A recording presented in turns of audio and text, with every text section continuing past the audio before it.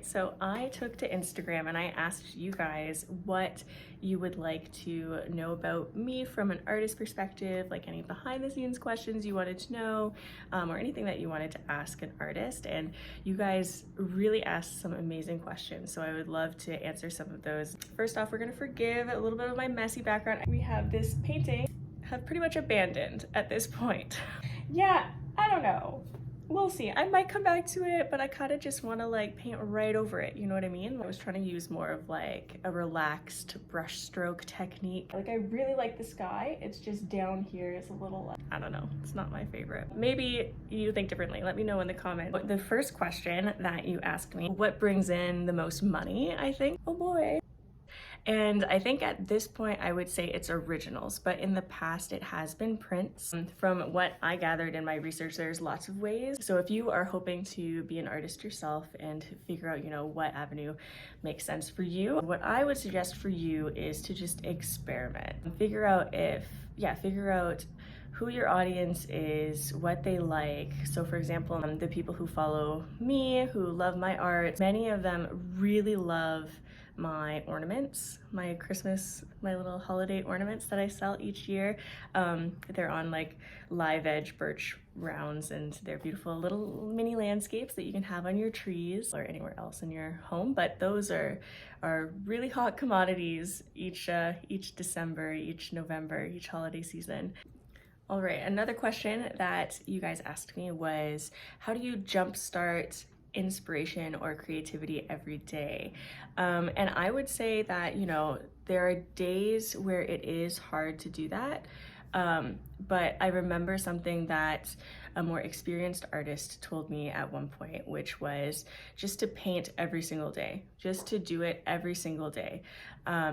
And that way you will eventually build up enough work, and then that way you will also just get in the habit of creating things even when you don't feel like creating. And creativity, I guess, is like a muscle that way. Like what you create, what you put out there doesn't necessarily have to be good even, right? Like it doesn't have to go out into the universe. It's not necessarily all of the work is going to be for sale, right? Like it's just a practice, right? And so you can practice and practice and practice and just have fun with it.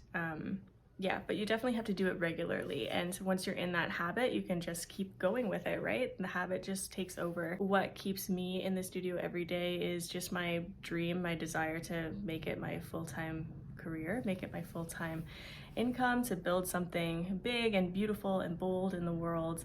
And so I just create every single day because that is my goal. My goal is to do something for my artist business every single day. In hopes to create a reality of it. What motivates me right now to create is sort of that bigger like end goal that I want to achieve. It really has to come from that desire to create, that desire to get better. I find a lot of inspiration through nature myself. I just love the idea of traveling to beautiful places, like hiking up a mountain one day, not a big mountain, I don't want a big mountain, but like hiking up to see some beautiful scenery somewhere, watch the sunset. Although I don't really want to be in the woods at night. That doesn't sound like fun, but I do want to experience like these beautiful things. So I love watching reels or shorts or TikToks or anything like that of people traveling, of the beautiful scenes that they see and sort of living vicariously through them. But also finding those beautiful places in my own life, in either my everyday, and they're often by sort of happenstance, like they just sort of happen and they're not necessarily planned, but just some moment in nature really like captures my attention. It's usually something to do with the skies. They're so transient, they're so different that you can't necessarily hold on to them, but I really want to capture that experience and sort of relive that experience of being in that beautiful place. And it's usually relaxing and peaceful, and that's a lot of what I want to achieve with my art, is just bringing that beauty, that peace, that serenity. Beautiful things can happen just by accident. You don't have to plan them necessarily, they just happen, and they're just beautiful gifts to you that you can share. Okay, next question. All right, another question that I got was, do you have any tips for people who want to start painting or watercolor or acrylic or anything like that? And yes, I do. I have so many videos. Well, I don't know about so many videos, but I got some videos that talk about how to get into acrylic painting or watercolor, what have you. So if you want, you can check those. I'll link them below. And yeah, and then you can check those out. But I would say don't necessarily splurge right away on things. Definitely start with the student grade things, the cheaper things. That way you can practice and get those practices sort of out of the way before you start really investing your money in like professional quality paints. Because the thing is with those paints, like they're meant to last forever and ever and ever. But if you're just practicing on something, like you don't have to invest that money, and you don't necessarily want your practices to last forever and ever and ever, right? So definitely start off with the student grade stuff, and start off with just like the primary colors and black and white. That's really all you need, and then you can mix those colors to create whatever colors you want or need. This goes for both acrylic and watercolor paints. Just practice every day, watch tutorials, or just honestly just experiment. Just experiment with brushes, brush sizes, brush techniques, how you hold your paintbrush, how much pressure you apply. If you start with watercolor, that is the least forgiving of all paints, so keep that in mind. It will be difficult at first. You'll be like, what on earth am I doing? And that's okay.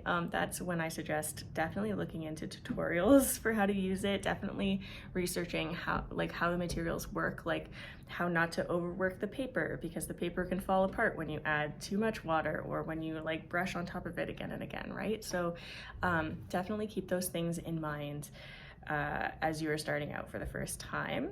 Before you even pick up a paintbrush though, you really should get down like basic drawing techniques. When you're getting started, just have fun. Don't go into it thinking like, I have to make something look perfect, or I have to make something look good. Like, no, it's about the process. It's about how you feel when you're painting. If you're excited to play with color, to watch how it moves, what it does. Yeah, all of those things. So I wouldn't be too worried about getting things to look perfect. Maybe like those elements and those principles of art and all of those things, maybe they come a little bit after the experimentation, and after you're like, okay, this looks great, how do I make it look better?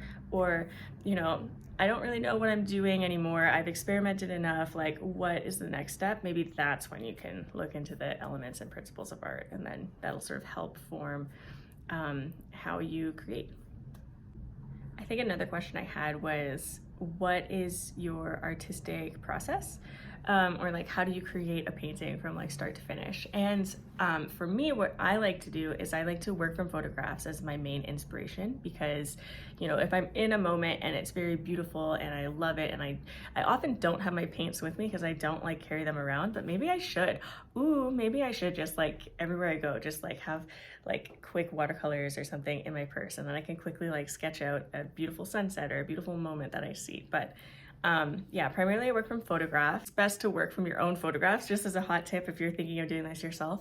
Yeah, I work from mostly my own photographs, especially for my large original pieces. Photography is just like such a quick thing to do. Painting like takes time to work with, to sit with the piece. And when you're out in the world, you don't necessarily have that time, right? Like a sunset is changing literally every second, right?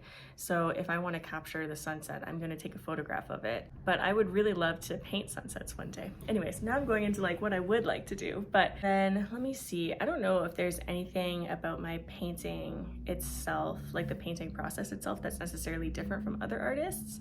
I guess it is in the sense of like, I was very particular about how I created each brushstroke, trying to make it look realistic to a degree. And now I've been a little more fluid with my movements. I like to capture just sort of like, I'm working on sort of releasing that like technical, like just getting really into those fine details, and I'm sort of learning to let that go a little bit, to just have like basic shapes and colors and sort of almost like an impression of what's there. You know, you can sort of see the difference between this painting here versus this painting here, right? Like this painting has, you know, tons of details, tons of realistic elements to it. And I'm sort of moving away to that, to more of like a softer, more fluid, more impressionist. Just trying to relax a little bit with it, I guess you could say. I'm not sure why that is, other than like I just think it's really, really beautiful just to capture like the essence of a moment. And I think that's part of what my work has been doing as well, is trying to recreate the experience of being there, but also more than that, like trying to recreate the emotional experience of being there, sort of capturing yeah, the color and the shape and the movement of being in that place. Yeah, rather than, you know, just taking a photograph. But that's not to say I don't love photography. Like, I do love photography. I sell my photos now. Oh my god. Buy my photos, my sunset photos. Oh my gosh. So where's it going? Oh right, process. Oh my gosh. I feel like this is like a typical artist. You know what I mean? Like just like talking in circles and just like, oh, what is happening? La, la, la, la. Like we're bringing it back. We're coming back to the center. Here we go. Okay. I guess if we're gonna think like in a very technical sense of how I approach my paintings, I always start with the sky first. So like the things furthest away, and then I slowly work on things that are closer to the viewer, which I think is just sort of like a standard approach to painting. But also my favorite part of my landscapes are the skies, right? As well as the trees. So I spend a lot of time on the skies and the trees, and then like, you know, the grass. This is what happens to the grass. I'm not a fan of the grass. This took so long, let me tell you. Like that took like a whole month on its own, and like, girl, I'm not doing that for every painting. Are you kidding? Oh my gosh. Anyways, yeah, so the grass looks like this, but I love skies, you know what I mean? And then up here, like, I don't know if you can tell, but the sky is not great up there. I sort of focused more on the mountain and the trees, but yeah, I love skies now, and I focus on the skies because skies are where it's at, man. I love me a good sky. I guess that's a little bit of insight into my creative process. Look to the skies, you know? Anyway, let me know in the comments below if you have any more questions for me about being an artist or about anything else. Try to answer them in my next vlog, my next video. It'll be good. I've been experimenting with my hair up and my hair down. It's just very hot. And honestly, this is why I just have my hair up like literally all the time, because hair is itchy.